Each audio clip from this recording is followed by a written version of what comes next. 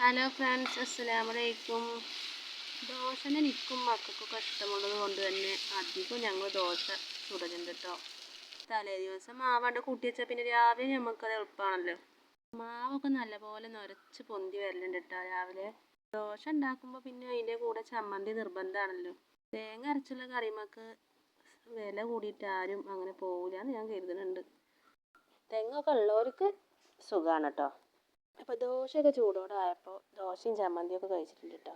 ഇവന് കണ്ടില്ലേ, രാവിലെ നേരെ തന്നെ വിളിച്ചാൽ കാലിൻ്റെ ഇടയിൽ കൂടി ഇങ്ങാണ്ട് കടന്നങ്ങാണ്ട് മനസ്സിനെ ഇടങ്ങറാക്കുന്ന പരിപാടിയാണ്. മഴ അങ്ങനെ പെയ്ത് അതിലിങ്ങനെ പാത്രത്തിൽ ഇങ്ങനെ വെള്ളം നിറഞ്ഞു പോകുമ്പോൾ ഒരു സമാധാനക്കേടാ. അപ്പോൾ വണ്ടി ഒന്നെണ്ണം കഴുകിയിട്ടുണ്ട്. ഇത് നോക്ക് ഗയ്സ്, അലമാര പകുതി മുക്കാലും ഒഴിഞ്ഞിട്ടുണ്ട്. മഴക്കാലത്ത് എല്ലാവരുടെയും അവസ്ഥ ഇപ്പോൾ ഇതുപോലത്തെ തന്നെ ആക്കാരം. പുറത്ത് ഷെഡിലും ഉള്ളിലും ഒക്കെ നിറച്ച് അയലാണ് കേട്ടോ. അയൽ മാത്രമല്ല, തുണികളും നിറച്ചുണ്ട്. ഇപ്പം പലരുടെയും പണി തിരുമ്പിയത് ഉണക്കാൻ സ്ഥലം ഉണ്ടാക്കലേക്കാരം അല്ലേ. ഇനിയിപ്പോൾ ഇന്ന് തിരുമ്പണത് ഉണങ്ങാൻ സ്ഥലം ഉണ്ടാക്കാൻ ആദ്യം ഉണ്ടാക്കിയിട്ട് വേണം. പോരാത്തതിന് മക്കളുടെ വക പാത്രം നിരത്തിങ്ങാണ്ട് അതിലൊക്കെ വെള്ളവും മീനുമാണ്. അതതിൻ്റെ പുറത്ത്. വേറെന്തൊക്കെ എല്ലാവർക്കും സുഖമാണെന്ന് വിശ്വസിക്കുന്നുണ്ട് കേട്ടോ. ചെറിയൊരു തയ്യൽക്കാരത്തെയും കൂടിയാണ്. കീറിയതും പാറിയതും മാത്രമേ സ്വീകരിക്കൂ. അപ്പോൾ ബായ്.